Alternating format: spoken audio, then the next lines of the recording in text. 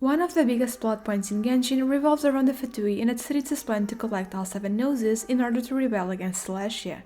But acquiring all these shiny, powerful chess pieces isn't really a plan in and of itself, rather it's just phase 1.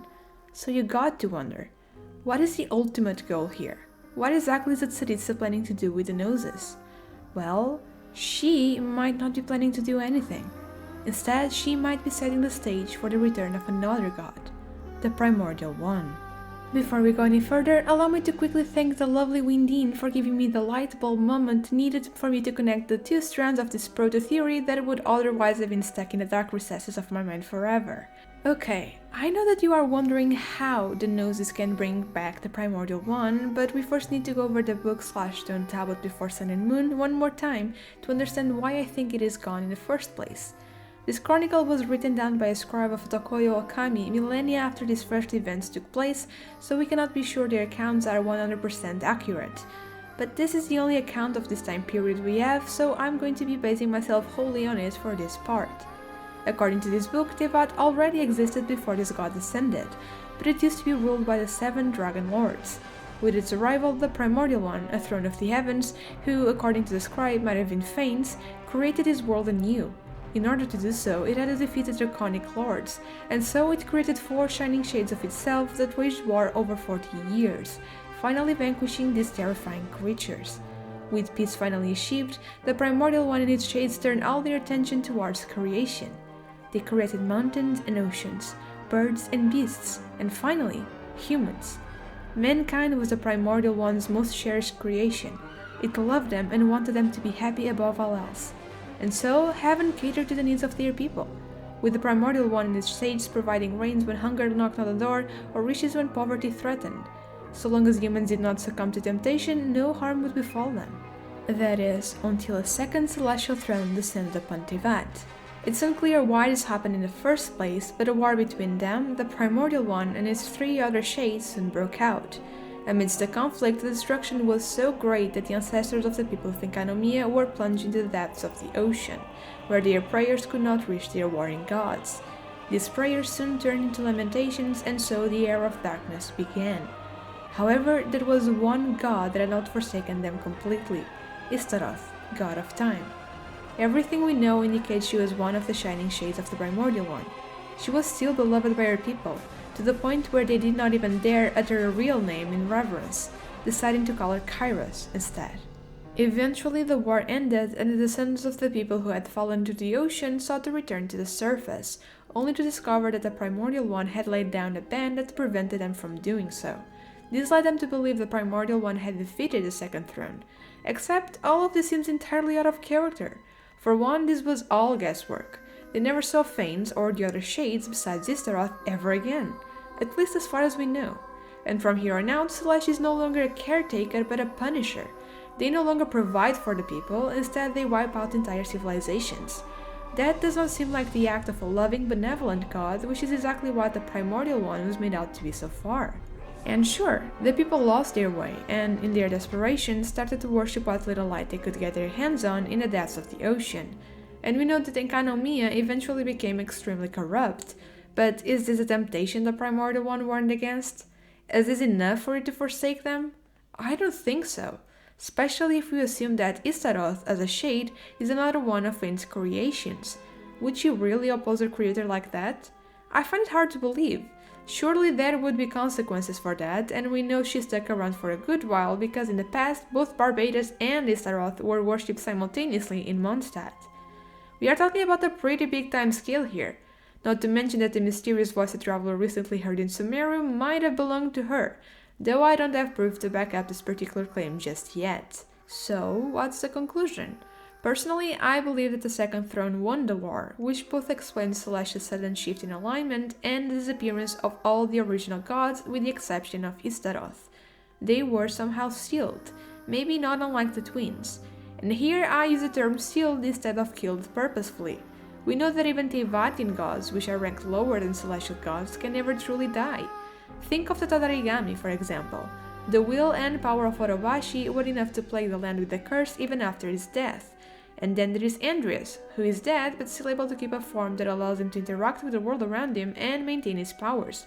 We have not seen Guizhong manifest herself in any way, shape, or form after her death, but the Adepti still speak of her spirit and essence as being somewhere in Tevat. All of this is to say that death is not the final stop for gods or other non-human powerful beings, like the Adepti and Yokai. So it's next to impossible for these three unaccounted for gods to have simply died for good. Again, these are the creators of the current Tevat. Maybe they can't even die the way Archons do. Okay, but you may be wondering, why is Istaroth the sole exception then? Well, let us look at the way the scribe described her, shall we? She was the moment. She was every moment. She was the measure of 1,000 winds and the sun and the moon. She was every second of joy, every moment of rage, every instant of longing, every minute of obsession. She was every flash of delirium. Either that's very high praise owing to her never abandoning her people, or it is a description of her utter control over time. Knowing what we know, I'm inclined to believe the second alternative. Time manipulation is bound to be one of the most OP abilities anyone can possess. If you are able to travel freely in the confines of space-time, nothing can hide from you, just as nothing can find you. The second throne might have sealed the other shades, but how could they seal someone that can exist whenever she wants? It may be impossible to seal Istaroth against her will, so she might be biding her time, playing the long game and setting everything up for her desired outcome, be it steering the Fatui, the Abyss Order, and the Traveler along the right path to ensure that they will be able to free the Primordial One and help drive the second throne out for good. This is a theory that I have explored in great detail in a past video, which I will link up in the cards, in case you are interested. For the time being, just keep in mind that Istaroth not being sealed isn't a discrepancy, but rather it just lends more credibility to the idea that the other shades are sealed. So how would Istaroth and his three parties even go about bringing the Primordial One back? Well, it's now that the gnosis finally entered the scene. Have you ever wondered what the gnosis do? We know there are 7 gnosis, each aligned with a different element and assigned to a different archon. However, we have never seen these chess pieces being used to manipulate elemental power. The archons don't rely on them for that. They are elemental beings in their own right, and we have seen all of the ones we've met so far wielding their elements without the help of this device. We have heard of and seen the gnosis being used for other purposes before, though. Zhongli has said that Mora can only be minted through the use of the Geo-Archon's power, which is likely referring to the gnosis, which is why production has halted. Though, to give him the benefit of the doubt, it is possible he can do it without the gnosis, and the real reason why he isn't doing so right now is because the Geo-Archon is supposedly dead. However, we know for a fact that the Andrognosis is what was powering the Akasha. Also, the Electro-Gnosis might have played a small part in the creation of Raiden A's puppets. We know Scaramouche housed the Gnosis for a short while, causing him to cry. I don't think the Gnosis has ever been brought up regarding the Raiden Shogun, but it's still possible it is required to actually bring the puppets to life. But I digress. That's just me speculating. However, we have seen Scaramouche using the Gnosis to give himself godly powers and create himself anew as Shoki no Okami, a new god of wisdom. What do all of these instances have in common? They all revolve around creation. No elements in the mix, just creation in its purest form. Who else is also strongly associated with creation? The Primordial One. It created Tevat as we know it, after all. Not to mention it is assumed to be Phanes, which in Orphic cosmogony is a deity that emerged from the abyss and created the entire universe. And in fact, the description given to us in the book Before Sun and Moon about the Primordial One matches the description of this deity to a T. You might have already gotten there, but yes, I am suggesting that the gnosis are, in fact, Phanes, chopped up into pieces. After all, scattering an immortal's power seems like a good way to prevent them from regenerating and coming back to you for round 2. And if you think this is an outlandish concept, think again. We know that Genshin derives inspiration from many different real-world cultures and religions, so why not take inspiration from the myth of Osiris? Osiris is an Egyptian god that, before being killed, was associated with fertility, which gives him ties with creation. However, he was a king of Egypt, which his brother, Set, was not happy about. Wanting that power for himself, Set murders his own brother and cuts his body into 14 pieces, which he then scatters across Egypt. Osiris is eventually revived by his sister wife Isis, reassembled his body and brought him back to life with their magic long enough for them to have a son, Horus. However, Osiris would not remain alive and would arrive at the Duat, the Egyptian afterlife. There he becomes a chthonic god and the lord of the dead. From a god of fertility to a god of death, Osiris' role was essentially reversed. Personally, I think this myth might mirror the story of the Primordial One very well, down to the way his role changed after being resurrected. The reason for that? Pierro's chessboard. Unfortunately, the meaning behind this particular game of chess isn't black and white. Pun fully intended. We do know a few things though. The Fatui here are represented by the color black, but Pierro is likely playing from Celestia's POV. Still, we can be pretty sure that the Fatui are black because the gnosis belonging to Celestia are being used as actual chess pieces playing for white. Meanwhile, we also have this one black pawn that was taken out by a white knight. This pawn likely represents Signora as her butterfly is seen landing on a fallen pawn at the same time Pierro says, because on this chessboard, checkmate is not where the game ends. So what exactly does any of this have to do with the Primordial One? Well, going off the assumption that the gnosis are indeed fanes, or its power condensed and sealed, its original self would be represented by, well, its species, currently at the mercy of Celestia, and black would represent the new version of fanes that Tsaritsa wants to bring about, by slowly capturing the white pieces or gnosis. And here the traditional colors of chess may take on a whole new meaning. White is traditionally associated with life and creation, while black is associated with death and destruction. Black is winning this game, which might represent Fanes' transition from a life-giving creator to a destroyer, namely a destroyer of the current Celestia. Pierro's little quip when the La Signora piece fell is also interesting, because it does not sound like he's referring to her at all. Checkmate refers to when you successfully put your opponent's king in check, preventing it from escaping and giving yourself victory. Now, if we go back to the mythology of Fanes, he was known as the first king of the universe. Our Tevatian Fanes also appears to have been king of at least his world. So, what if that is what Pierro was referring to all along?